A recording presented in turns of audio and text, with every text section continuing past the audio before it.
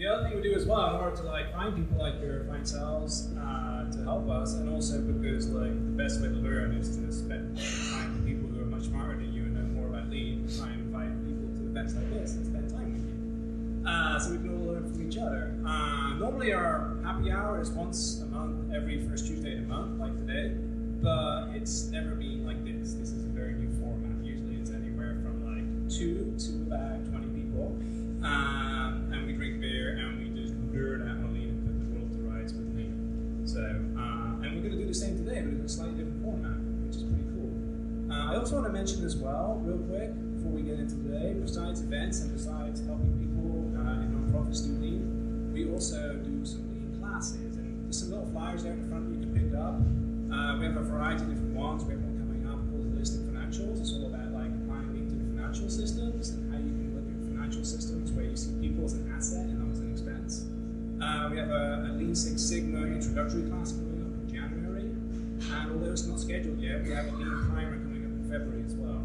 Those are all community-driven classes. If you can't afford to pay, you don't have to. If you can make a donation, and it goes towards Lean Portland and puts on awesome events like this. So, but without further ado, I want to get going on tonight. We have Husby here presenting. He's reading some books. He's an absolute lean nerd like all of us, and he's going to tell us a little bit about himself and then take it away.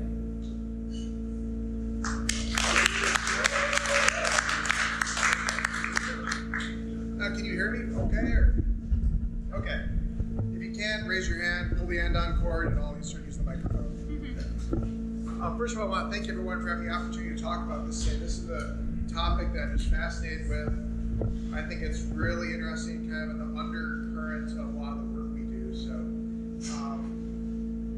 I also want to mention, I just moved to Portland back in January. Absolutely love it. I've never been involved with a group like Lean Portland before. I've never seen an organization like Lean Portland in any of the places I've lived or worked. So I can't say enough good stuff about this group.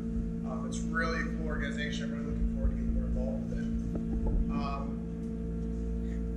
So just a little bit about my background. Like I mentioned, I just moved out here in January, and I work at the Standard. I work with a bunch of people from here. Does anyone from the Standard raise your hand? It's a pretty large contingent. I work in IT, the IT department there. I've been learning a lot. They're doing a great job with doing lean. I've really enjoyed being part of such a vibrant lean program. But before this, I came from a very different kind of experience. I'm an industrial engineer by background. I was initially introduced to lean with Jeff Leiker. I was exposed to him as an undergrad. He was the one that really inspired me to get into lean. A lot of my early career was focused on trying to translate lean into healthcare, and that's where I was for about the last 15 years. And that made the transition to working here at the Standard. So it's been quite a journey, but throughout this, I've seen a lot of different versions of lean, lots of different applications, lots of different pros, lots of different cons to it, about the way it's applied to different organizations. And that really drove some of this thought about what's really the undercurrent of these different deployment methodologies that go on with lean, these different decisions that lean departments make on how they apply lean, some of those different dynamics. So this is the basic structure. I'm trying to look at some of the research and findings from neuroscience, psychology, and other fields of lean practices. And the intent of this is not to go super, super deep with these different topics, because each one of these topics would probably be an hour or a day-long presentation to go into that amount of depth. And my expertise in many of these topics is not anywhere near that deep. It's really meant to spur awareness, desire to learn more, and ask some good questions. So that's really the intent of this. So as we go through this, keep that in mind. And these are some of the topics we're going to be talking about. The first one, kind of looking at, are we asking the right questions when we're doing lean in our organization?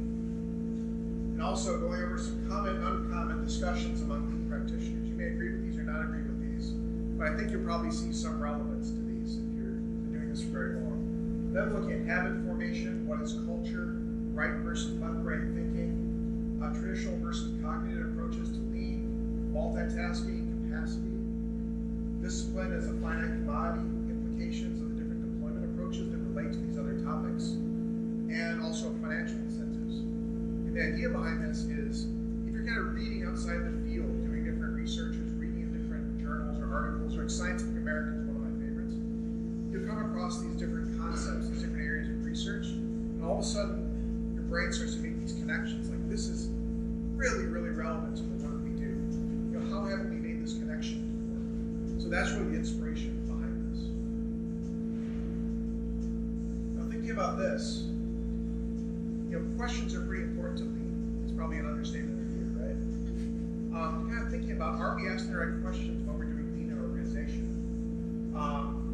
And are we making tactical and strategic decisions based on fundamental principles of human behavior? When we talk about lean, what are we trying to do with lean? Change the way people think, have people be lean thinkers, better problem solvers. This all relates to behavior in a way. And how are we taking these different research that's being done elsewhere and trying to understand how does that affect what we're doing in our organization? This is another one that happens in any industry. Do we have tunnel vision? Do we start to become kind of inbred within our field? Do we mainly read within our literature, or are we maybe spreading our vision a little bit more broadly and trying to bring things out from other fields? And that's really how an individual or an organization gets better. And this last one, we'll get into it. How often are things that make sense or are intuitive or obvious not supported by clinical or behavioral research? I mean, does that resonate with some of you? And some of the things we'll go into here are completely counterintuitive to what we would think would be the way the world works. And how do we start to maybe develop this sort of discipline to start to wrap some of those different things into our decision-making process and try and integrate that into the way we do things in our organization to be much more successful? Okay. Now, this is my opinion from being in a number of different lean groups, some of the more common discussions. I'll just let you read these for a second.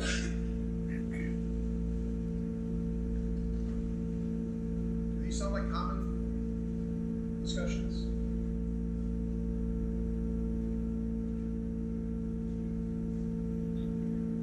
So the second one, especially, how often do we have those discussions? Does that usually lead to consensus among your team? Unless we all came from the same fire. Exactly. Unless they all came from the same company, yeah. Otherwise, it's everyone saying my basis of evidence is my previous employer, my previous company. And it's almost like a battle of wills, right? And the intent behind this, the psychology and sociology of this, is there something more fundamental we should bring into discussion rather than, in my organization we did it this way, your organization you did it this way. Saying, of all these different options, what are these different principles or kind of underlying things that are going on in the human mind that should drive our decision-making process and why we're going to do something one way or another way? Now, these are less common discussions, but something I think, in my opinion, should have more of. New research on human behavior suggests thus and so. How can this inform what we're going to be doing? This is a strong leader and team when they aren't engaging and seem to be resisting. You know, a lot of times we just think they just don't get it. But stepping back and thinking they're smart people, they're hardworking people, you know, looking more humbly and saying, how are we not connected? There's a disconnect here. And maybe there's something more fundamentally going on that we can address this in a different way. And this last one I like too. I realize the lean principle of philosophy says to do thus and so, but really kind of challenging. Why is that? What about that? There's usually something underlying it that, like Toyota or other organizations have developed these kind of practices. There's usually some psychology behind it. We're trying to understand more fundamentally what's going on, what's driving it. Okay, jumping into the first topic, and the kind of cadence of this, we go through this. Again, we're not going to go super deep on this. Introduce the topics and introduce a question at the bottom. And after we get done with this, there's going to be a time for networking and discussion. And these would be some of the potential questions we could be discussing after this. Now, one of these comes down to habit formation. And there was a Scientific American article that I read that kind of kicked off some of my thoughts on this. It had to do with the neuroscience of habits. And it showed, I think it was in rat studies, it was showing when a rat was learning a new maze, its brain was just alight with activity. It was a functional MRI, I believe they were the reason. So all the parts of the brain were active during all the time the rat was trying to find its way through the maze. Once the rat knew the way through the maze, it was active at the beginning and active again the rest of the time. It was pretty much on cruise control. So that just set something in my brain. learning something new, when you're learning something new, what does it feel like? Is it exhausting or is it exciting? Yeah, it can be exhausting, it can be exciting, right? And when it's exhausting, what do we naturally do after a while without some external discipline or support? Yep, we go back to the way we did it before. And how long does it take to learn a new habit? Yep, 30 days is a rule of thumb. Yep. So I started thinking, when a new team is learning one of these things, we've been doing it for years. It's habit for us. We can do it in our sleep. These new teams, there's a huge cognitive load going through these new teams. I don't think I fully appreciate what they're going through with this. So one of these ideas is, how do we start to support this new habit formation? This is one of those fundamental things. Regardless of what one person did in an organization or someone else, how do we think about in terms of how is our deployment approach supporting the development of a new habit? And what does it take to do that? And there's a couple different books. Charles Duhigg's new book, The Power of Habit, is a good resource for that. But I just started thinking, again, this question, when we're using lean and focusing on the process of improvement, how does this really relate to the changing of habits? And we're going to sort of link together some of these different topics as we go through it. But I really this is one of my first ahas that kind of got my mind going down this track, the psychology and sociology of this. It goes into this. Now, how many of your organizations talk about culture, and it's a big, ambiguous, gray, messy, globular thing? Yeah, it's just the way organizations when they talk about culture that's always frustrating me. One of my favorite definitions is, culture is the way we do things around here. It's the things we can observe, the things people do without even thinking about doing them. What does that sound like? It sounds like a habit, yeah? So this is one of those things where habit drives culture. If we're trying to change culture, we have to change what? And we have to change habits. And I have to thank Jay for this quote from Peter Drucker: culture is a result of doing the same things over and over again. Again, this close link between culture and habits. So this is one of those other questions for us to kind of ponder. How do organizational culture and habits relate to each other?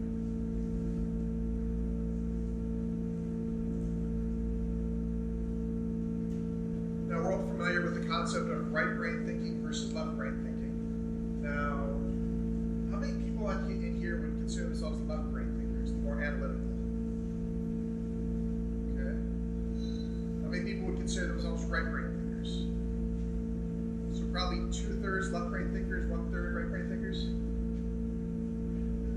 Now the question is, if 2/3 of us are left brain thinkers, we're introducing lean to organization, which side of the brain are we making a compelling argument to, do you think? If most of us are left brain thinkers. Yep.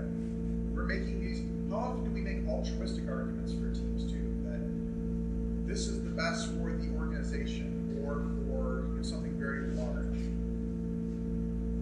A lot of times there's kind of that altruistic, logical connection to the organization, this grander purpose. There's this concept too in the military that a lot of times is a common phrase that soldiers fight for their, the person to their left and their person to their right, their close team. And that's kind of people who they're most emotionally connected to, that's who's on their core team. And I think one of those principles is, how do we start to make a little bit more of that argument towards the right brain thinkers and towards the local teams? They work closely with, what's in it for them of this? A lot of times when these things don't stick, the teams are going through the motions. It's great that the entire organization wants to do this, but our team is in a state of crisis. And I assume most of you are familiar with the Maslow's hierarchy of needs. Yeah, sometimes teams are just trying to get through the day. They're right there in the foundation. And we're trying to make an argument for them being self-actualized. This really goes to, what sort of argument are we making? Are we even aware that we're speaking different languages? I think when we present this to some of our teams, we're speaking a different language. We're speaking left brain, they're speaking right brain. We're speaking altruism for the entire organization. They're trying to think about survival day to day in their department, trying to get through the day. Okay. Now this is an interesting one. Is anyone here familiar with the idea of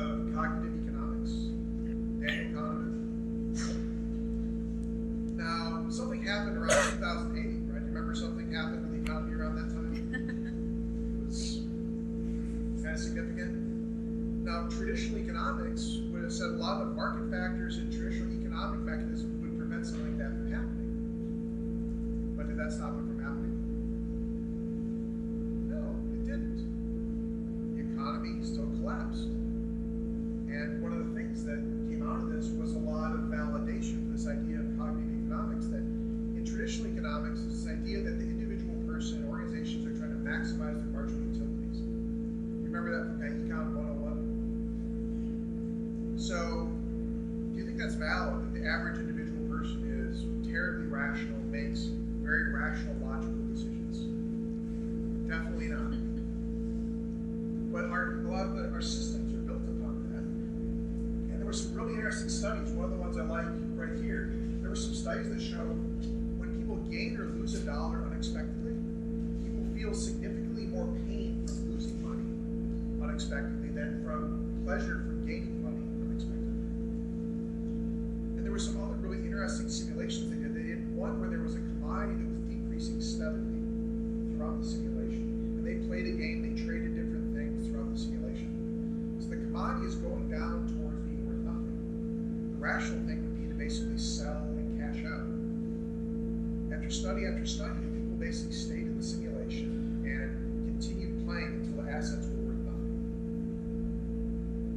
So there's all these different simulations, all these different bases of evidence that show basically people aren't terribly rational when it comes to economic decisions.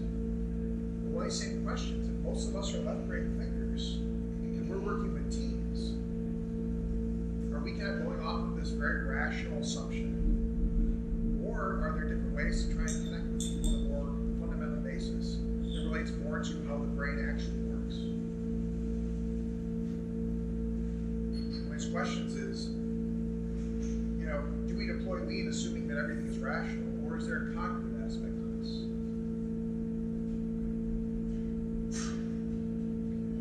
There's another one here that there's a great example of this, that some of the people taking some of the principles from cognitive economics and applying this in a way that made differences in people's lives. One of them had to do with savings. Then they started to say, well, when you auto-enroll people in 401ks, that naturally people are going to be saving. You take away that decision step when someone starts a new job and they're already overloaded by everything with the new job, they're going to sign up for a 401k. Auto-enrolling them had a big impact. There was another aspect. They did a simulation with savings for retirement. They put one picture of a person at their current age in front of them and asked them to make decisions about how much they would want to save for retirement.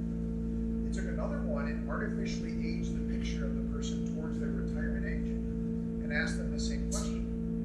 When they showed that artificially aged picture, people saved more for retirement.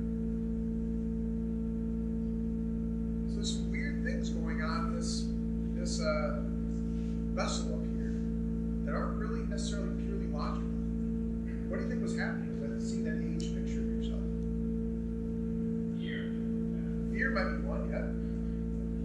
Or empathy for this future self. There's this thing like we're pleasure-seeking beings. We're, seeking pleasure in the now. But this idea was you're actually having empathy for your future self, or fear of, basically shorting this person in the future. It seems more real. Yeah. Yep. Absolutely, it's more concrete. It's like, well, I don't want to leave myself with nothing to bank that. So this is really planting that seed of, if there's a cognitive economics versus rational economics, what would cognitive lean be? A version of lean which really took into consideration all these cognitive dynamics.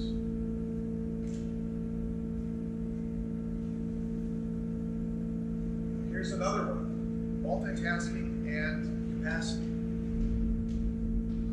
Now, how many of our organizations do you think leaders think, if I give people more, they will get more done? Our highest performing people, if we give them 10 different assignments, they'll get 10 different things done this year. Have any of you tried to apply Hoshin early on in an organization? Well, if you have, they try and pile everything on. Leaders try and pile these 10 different things we need to get done before the end of the year. Now, there's actually research. One of these things, this is, again, going beyond just one person's experience. Like, I have certain experience with Hoshin and multitasking and everything else.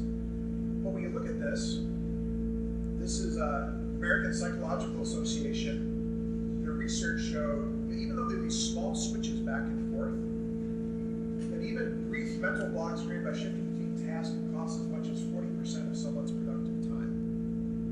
And I became even more aware of this working with Jay in IT. And this is kind of a known thing, that the more projects you have going on, it's counterintuitive. You think if you push more work on people, you're going to get more work done. But if you actually have people focusing on one thing and focusing on the velocity of that, you can get more done. This has to do with also coaching up in organizations. Is this intuitive for our leaders? What do you think? Are they very comfortable saying this is the top priority this year? Or are they saying these 15 things are a top priority? No, 15 top priorities. That's what we'll call it an oxymoron, a paradox, something like that. So this might have to do with some of our coaching with regards to different things like coaching planning and other things such as that. Again, it's something that's very counterintuitive to what they're doing. And the more different things they add on, the more things they have going on in parallel, the more productivity that's lost. And some of the questions related to this, how can we apply this to teams and to leaders? How can we apply this to layout, team norms, coaching planning, instant messaging? We're in a world of instant messaging. So that's the consideration of that. Here's another interesting one.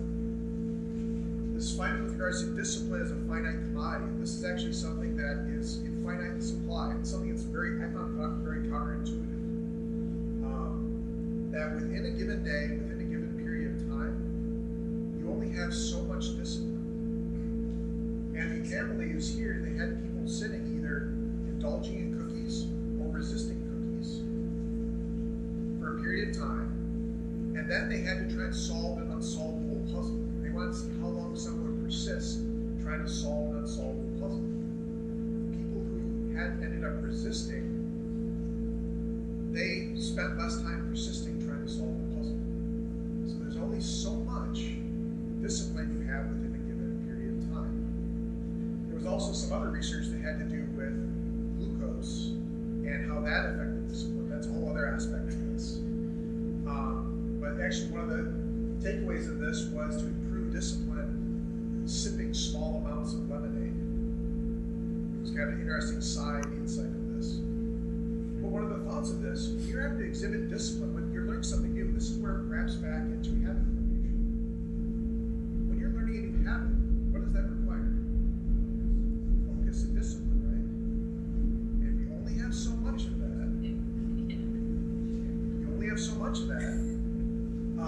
we have to think about how are we metering out the discipline we're expecting the teams to learn something new and establish a new habit. Now, once it becomes a habit, does it require as much discipline? No, then it becomes something that's just automatic. So this is where it starts to go culture, discipline, culture, habit formation, all these things start to really weave together into kind of a unified picture.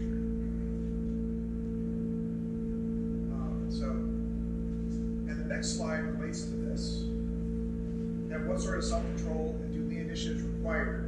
And how do we manage this? This kind of leads into the next slide. There were some early discussions on this during the socializing before this too. How often do people ask us, what sort of event should we do? A large event, a small events, an A3 versus something else. Now think about these. How do Kaizen events, value stream mapping, A3s, and the litany of other approaches we use, what are the different implications of those on habit formation, discipline, culture change? You think about two examples. A value stream map, 5 days of dedicated time versus more of a kata approach.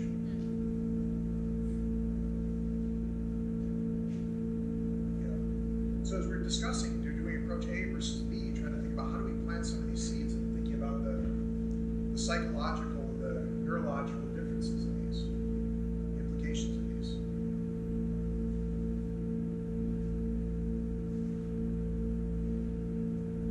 Here's another kind of counterintuitive one. more money means better performance, right? You put higher incentives, people do more, people accomplish more, we'll win, right? You throw money at the problem, we'll solve it. No? Some of the kind of non-intuitive stuff. According to numerous studies, laboratories, workplace, classroom, etc., rewards typically undermine the very process they are intended to enhance. The findings suggest that the failure of any given incentive program is due less to a glitch in that program than to the inadequacy of the psychological assumptions that ground all such plans.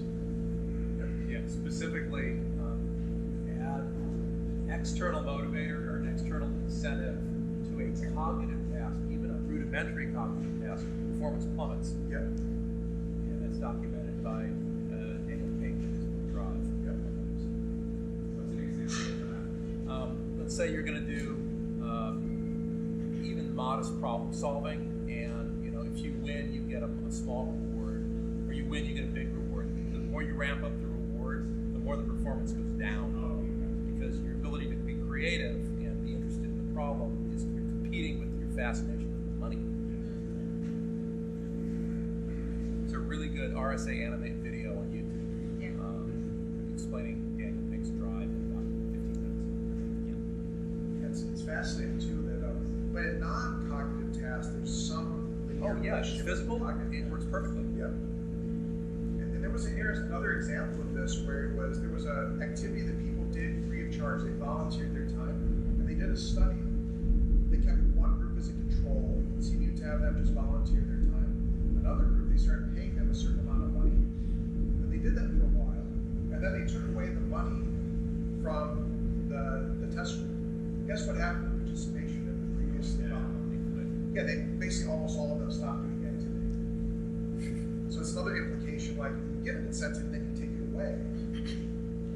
What happens then? Yeah, true story about an economist moved into a new place and these kids were playing outside his window really loud. Kind of urchins that if you told them to shut up, they'd be louder on purpose. And so he figured he'd get them to stop. He went out and said, "Hey, I really love hearing you guys play. It reminds me of my childhood. Here's $1 if you keep playing every day. That'd be great." The next day he says, "I've only got 80 cents." And the next day I've only got 40 cents. And by the end of the week they're like, "Well, I'm not going to play for nothing." And they left. That's fantastic. That's a smart man. We'll work on barking dogs.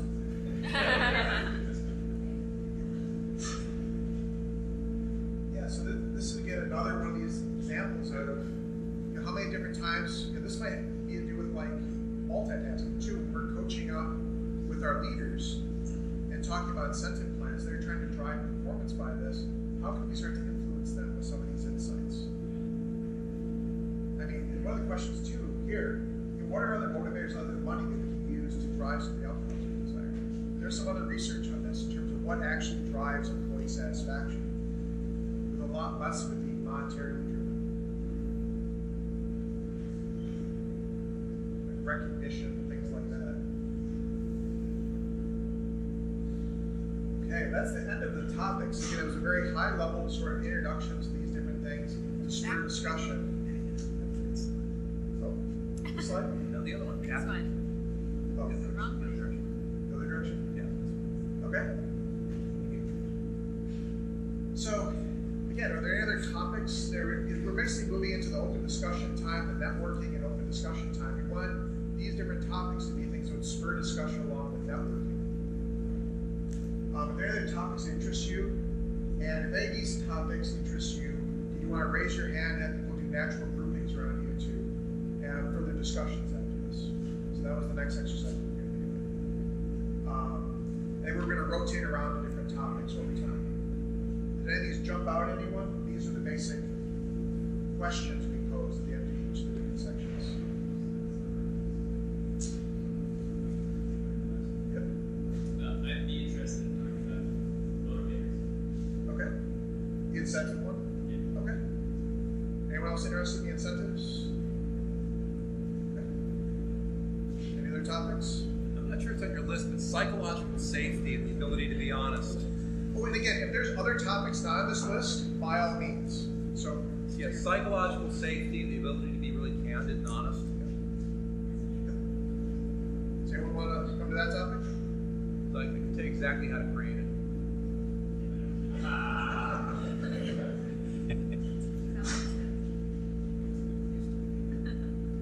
Any other topics? Anyone? Any of these other topics jump out in? Behavioral or cognitive economics and the implications as to how we develop programs based on the way we expect people to act, based on the way, as opposed to the way they actually act. Well, anyone want to come to this one? I think I'll probably come to this one.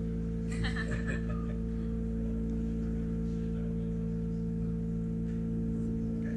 Anything else? If not, this is your time to mingle, talk, discuss. I like the culture and habits discussion. Culture and habits. Okay. Anyone else want to join the culture and habits discussion? Okay. So just a question, it sounds like motivators over here. Safety over here. Financial over there. Psychological safety over there. And why don't we put culture over here? Okay. And then, can we make these slides available for people too? Because I think you have like, Oh, sure. I can set up the slide down. make sure that that gets out of the group. Okay. Sounds good. Okay. Thank you, Brock. Nice going.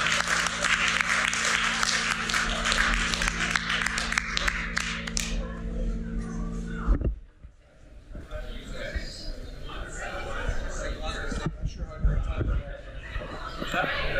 GoPro, stop recording.